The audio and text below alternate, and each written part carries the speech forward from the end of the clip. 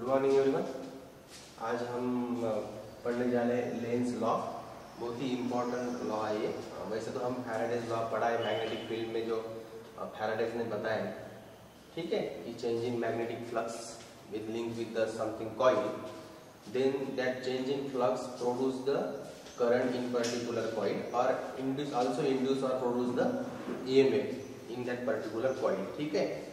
पर फैराडे ने ये नहीं बताया कि what is the direction of induce current, what is the direction of induce EMF that is present in that particular coil, and that coil are present also in the magnetic field. Means कोई भी आप magnetic field apply कर रहे हो या कोई flux है magnetic field के, उसमें अगर कोई कॉइल रखते हो आप, कंडक्टिंग मटेरियल से बनी हुई कॉइल, तो वो फ्लक्स उस कॉइल के साथ लिंक होंगे। लिंक होने के बाद क्या होगा, वो चेंज इन मैग्नेटिक फ्लक्स जो है वो उस कॉइल में करंट जनरेट करेगा या करंट प्रोड्यूस करेगा डेफिनेटली। तो पर उस करंट की डायरेक्शन क्या होगी, ठीक है। और बहुत सारे ऐसी बाकी चीजें हैं कि जो फैराडे ने नहीं बताई, वो लेंज ने बताई, ठीक है। तो लेंज लॉ जो है वो है कि इंड्यूस्ड करंट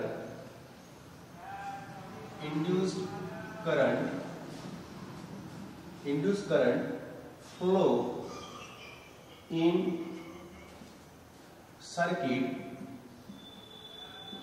सर्किट बोलो या कॉइल बोलो, ठीक है, flow in circuit in such a direction that opposes the changes or cause that produces it means उस करंट को जो भी फिजिकल क्वांटिटी प्रोड्यूस कर रही है, यानी जैसे कौन कर रहा है, चेंज इन मैग्नेटिक फ्लक्स, उस करंट को प्रोड्यूस कर रहा है। तो वो जो करंट है किसके कारण प्रोड्यूस हुआ है, चेंज इन मैग्नेटिक फ्लक्स जो उस कॉइल के साथ लिंक हुई है, सर्किट के साथ लिंक हुई है, ठीक है। तो करंट प्रोड्यूस हुआ है, तो जिसके कारण वो प्रोड्यूस हुआ है उसको ही वो अपोज करेगा। कैसे अपोज करेगा, सबको पता है, current is the source of magnetic field and magnetic field में मैग्नेटिक फ्लक्स आया ही। तो उसका जो मैग्नेटिक फ्लक्स है वो कैसे रहना चाहिए, जो आपने मैग्नेटिक फ्लक्स या मैग्नेटिक फील्ड अप्लाई की है उस मैग्नेटिक फील्ड के अपोज में इस करंट की मैग्नेटिक फील्ड रहनी चाहिए, मीन ऐसे डायरेक्शन में फिर घूमना चाहिए।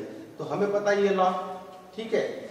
तो अगर हम एग्जांपल देखते हैं, अगर एक कॉइल है, आपने अगर मैग्नेटिक फ्लक्स जो है इस डायरेक्शन पे इसको अप्लाई की है, ठीक है, ये फ्लक्स है या मैग्नेटिक फील्ड कंसीडर करो, ठीक है।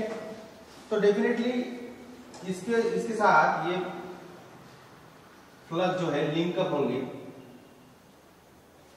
इस कॉइल के साथ ये फ्लक्स जो है लिंक होंगे। तो लिंक होने के बाद इसमें किस डायरेक्शन में करंट फ्लो होना चाहिए, तो ऐसा करंट फ्लो होना चाहिए, सपोज ऐसी रिंग है, मैग्नेटिक फ्लक्स इस डायरेक्शन में फ्लो हो रहे हैं, लिंक हो रहे हैं उसके साथ, ठीक है। तो इस कॉइल में, इस पर्टिकुलर कॉइल में किस डायरेक्शन में करंट फ्लो होना चाहिए, तो इसकी डायरेक्शन देखो पहले, इस अप्लाइड मैग्नेटिक फील्ड के फ्लक्स की डायरेक्शन देखो, इस डायरेक्शन में वो लेफ्ट टू राइट जा रहा है। तो डेफिनेटली ये लॉ जो है, इससे आप इसकी मैग्नेटिक फील्ड कैसे रहनी चाहिए, फ्लक्स कैसे रहनी चाहिए, इसके अपोजिट रहनी चाहिए। तो डेफिनेटली ये इस डायरेक्शन में वो रहनी चाहिए, इसके कारण जो भी है वो फ्लक्स इस डायरेक्शन में जनरेट होने चाहिए, ठीक है। यानी आपको करंट की डायरेक्शन कैसे पता चलेगी, इसके अपोजिट, इस करंट के वजह से प्रोड्यूस होने वाली मैग्नेटिक फील्ड इसके अपोजिट रहनी चाहिए, तो उस डायरेक्शन में। तो आप ये लॉ यूज करो, मैग्नेटिक फील्ड इस डायरेक्शन में रहेंगी, फ्लक्स इसके इस डायरेक्शन में रहेंगे, इसको अपोज करने का प्रयत्न करेंगे, means that opposes the changes और कॉज दैट प्रोड्यूसेस इट, जिसके कारण वो प्रोड्यूस हो रहा है उसको वो खुद अपोज करेगा, ठीक है। सो इसको अगर हम एक्सपेरिमेंटली देखते हैं,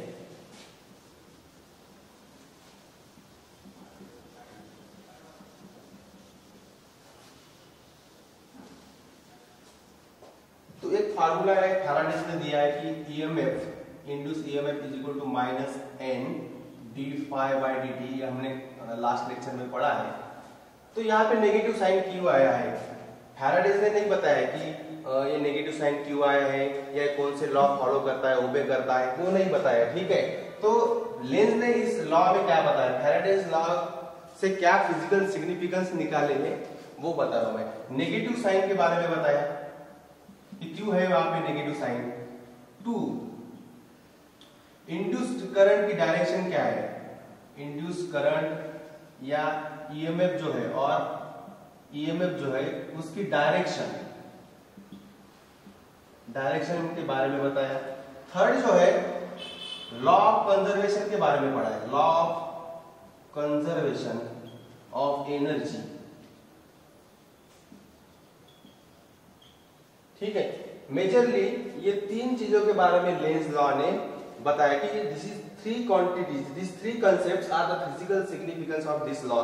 फैराडेज लॉ ने ये बातें नहीं बताई क्योंकि फैराडे नहीं बता सका, तो फिर लेंज ने उस पर पढ़ाई की और लेंज ने बताया कि नेगेटिव साइन क्यों आता है, इंड्यूस करंट की डायरेक्शन क्या होंगी और law of conservation of energy इसमें ओबे होता है कि नहीं होता है, ठीक है। तो कैसे, फॉर एग्जांपल अगर एक कोई कॉइल है, एक कोई कॉइल है और यहाँ पे बार मैग्नेट है, डेफिनेटली बार मैग्नेट है, एन पोल है, एस पोल है, तो डेफिनेटली एन पोल से ही मैग्नेटिक फ्लक्स बाहर निकलेंगे, ठीक है। जैसे ही आप ये बार मैग्नेट इस कॉइल के पास में लेके जाते हो, मींस इसके नजदीक लेके जाते हो, तो क्या होगा, यहाँ पे रहने के बाद जितने मैग्नेटिक फ्लक्स इसके साथ लिंक होंगे उससे ज्यादा, उसको पास जब लेके जाओगे आप, तो पास लेके जाने के बाद क्या होगा कि मैग्नेटिक फ्लक्स का नंबर जो है वो बढ़ेगा, means number of lines of the magnetic field are increased. उसके कारण क्या होगा कि change in magnetic flux, magnetic flux में क्या होगा, चेंज होगा। तो डेफिनेटली जब मैग्नेटिक फ्लक्स में चेंज होता है और चेंज इन मैग्नेटिक फ्लक्स जब किसी कॉइल के साथ लिंक होते हैं तो इसमें से क्या होगा, करंट प्रोड्यूस होगा, इसमें से क्या होगा, करंट प्रोड्यूस होगा, करंट इसमें इंड्यूस होगा। तो करंट किस डायरेक्शन में इंड्यूस होगा, डेफिनेटली इस फ्लक्स के अपोजिट इस कॉइल के फ्लक्स रहने चाहिए, जो इसमें करंट पहले प्रोड्यूस होगा उसका भी मैग्नेटिक फील्ड रहेगा, तो उसकी मैग्नेटिक फील्ड इसके अपोज में रहनी चाहिए, तो डेफिनेटली ये इस डायरेक्शन में रहेगा,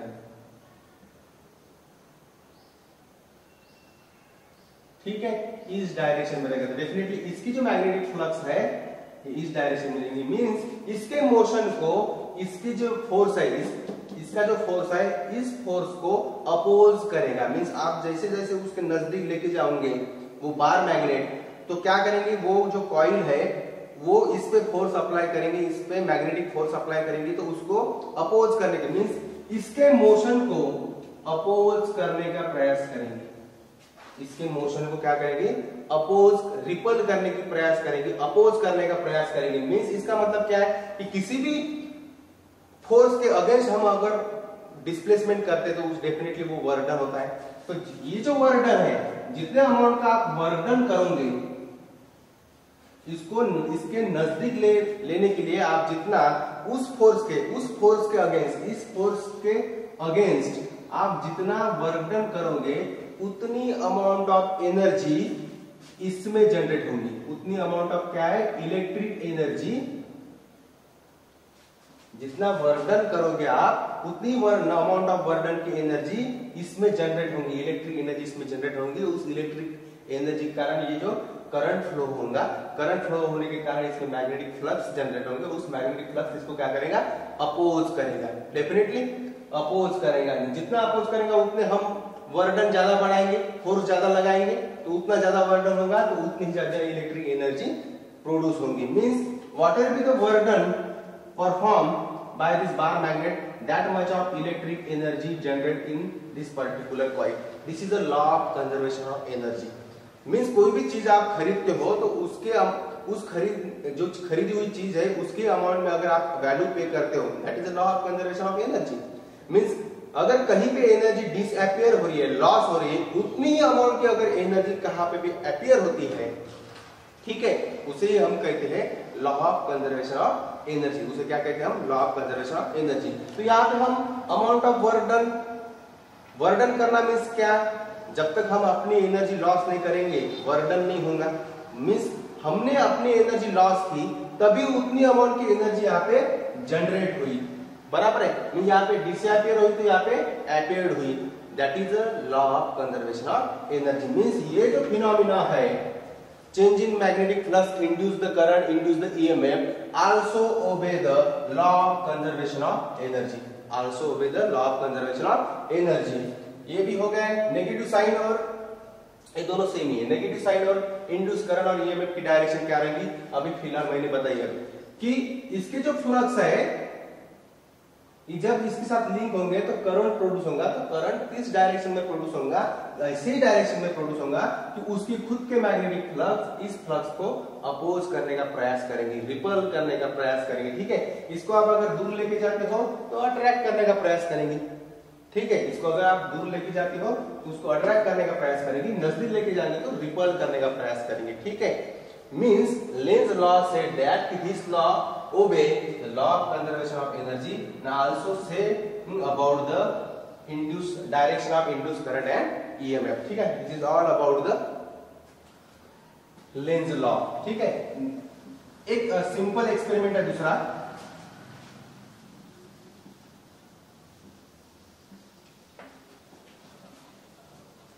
कल लास्ट लेक्चर में हमने पढ़ा था कि अगर कोई एक मैग्नेटिक यूनिफॉर्म मैग्नेटिक फील्ड है, ठीक है, यूनिफॉर्म मैग्नेटिक फील्ड है, ये यूनिफॉर्म मैग्नेटिक फील्ड है, इसमें जो मैग्नेटिक फील्ड है वो इनवर्ड डायरेक्शन में इन द प्लेन है। ठीक है, ये मैग्नेटिक फील्ड है इन द प्लेन है, मींस इनवर्ड डायरेक्शन में। और इसमें आप अगर कोई रेक्टेंगुलर कॉइल रखते हो, इसमें अगर कोई रेक्टेंगुलर कॉइल रखते हो, अगर उस रेक्टेंगुलर कॉइल को मैंने अगर v वेलोसिटी से पुश किया, v वेलोसिटी से इसको अगर मूव किया, डेफिनेटली इसकी जो लेंथ है ये b है, a b c d।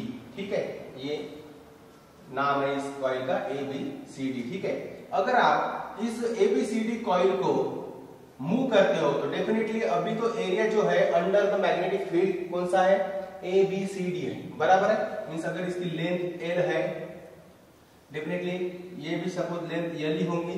ठीक है, तो इसका एरिया क्या होगा, एल स्क्वायर। इतना एरिया एक्सपोज हो रहा है अंडर द मैग्नेटिक फील्ड। पर आप जैसे इसको पुश करोगे तो डेफिनेटली अगर यहाँ पे आती है तो इतना एरिया मैग्नेटिक फील्ड से कम होगा।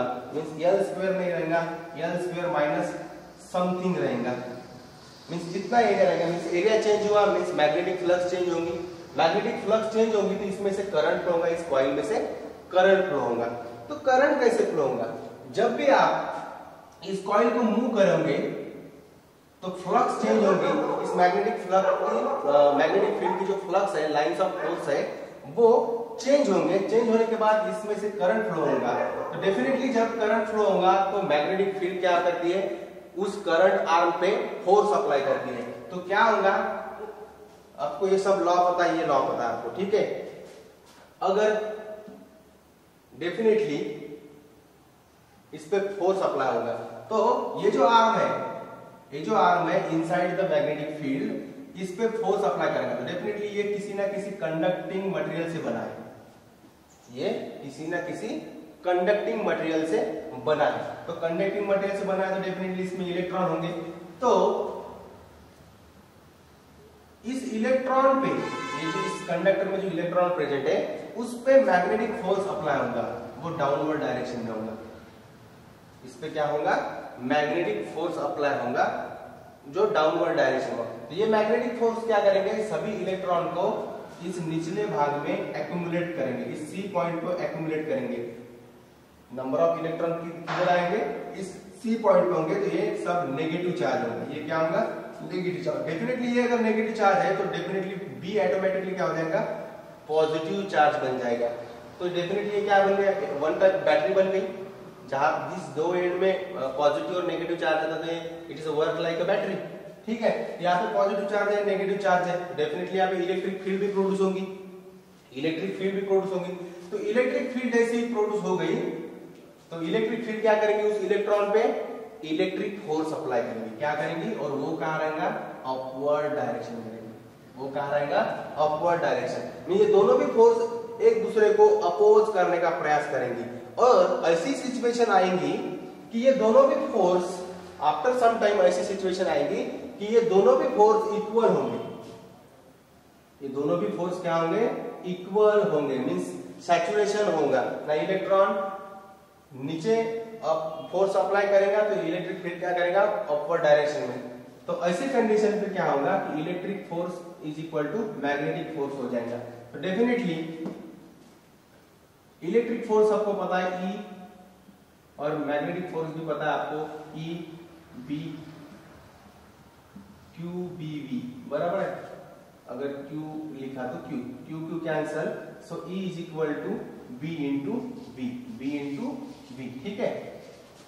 पर इलेक्ट्रिक फील्ड आपने कैपेसिटर में पढ़ा है कि electric field is equal to क्या होता है, ईएमएफ या वोल्टेज। एक तो आप ईएमएफ लिख सकते हो या वोल्टेज, ठीक है। दोनों में से कोई भी एक क्वांटिटी पर यूनिट लेंथ रहता है, बराबर है। तो यहाँ पे हम ईएमएफ यूज करेंगे, ठीक है, क्योंकि यहाँ पे ईएमएफ इंड्यूस हुआ है, ईएमएफ प्रोड्यूस हुआ है, ठीक है। हम ईएमएफ लेंगे तो E इज इक्वल टू क्या होता है, ईएमएफ अपॉन यूनिट लेंथ, ठीक है। तो अगर आप पुट करते हो आप तो E upon L is equal to B into V। तो definitely EMF induce in the coil is equal to BLV, पर यहाँ पे माइनस साइन रहेगा क्योंकि यहाँ पे इलेक्ट्रॉन्स है तो यहाँ पे माइनस साइन रहेगा, ठीक है। This is the final equation of the electromotive force, पर इसे हम कहते हैं मोशनल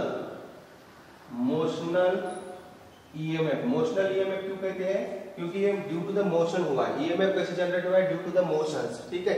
v वेलोसिटी से हमने कॉइल को पुश किया है, तो कॉइल पुश करने के बाद क्या होता है कि एरिया चेंज हो रहा है। एरिया चेंज हो रहा है मींस पहले होल एरिया को मैग्नेटिक फ्लक्स लिंक हुए थे, अब एरिया बदल गया, यानी कॉइल सामने गई तो कम से कम, यानी पहले जितना पूरे एरिया को फ्लक्स लिंक हो रहे थे, अब उतने एरिया को लिंक हो रहे कि नहीं, उससे कम एरिया को फ्लक्स लिंक हो रहे, मींस फ्लक्स चेंज हो गए। Means change in flux produce the current और induce the EMF in the circuit और इन द कॉइल, ठीक है। That is equal to the minus BLV, ठीक है। L is the length of arm, V is the velocity of that particular coil, B is the applied magnetic field। आपने जो अब current कैसे produce होगा, definitely सबको पता है कि करंट हमेशा ही पॉजिटिव नेगेटिव फ्लो होता है। तो डेफिनेटली देखो इस डायरेक्शन में होगा फ्लो, ठीक है। ऐसी डायरेक्शन इस डायरेक्शन में हो रहा है, ठीक है, ठीक है। तो ये फार्मूला हमेशा ध्यान में रखना है, E is equal to minus BLV। इससे भी आप ईएमएफ पे प्रॉब्लम आए तो इसे सॉल्व कर सकते हो, ठीक है। नहीं तो ये दूसरा भी फार्मूला है आपको, E is equal to minus N d∅dt, ये भी फार्मूला ध्यान में रखना है आपको, ठीक है। This is all about the Lenz law, ठीक है। Thank you. अब इसमें हम नेक्स्ट लेक्चर में प्रॉब्लम लेंगे। Thank you.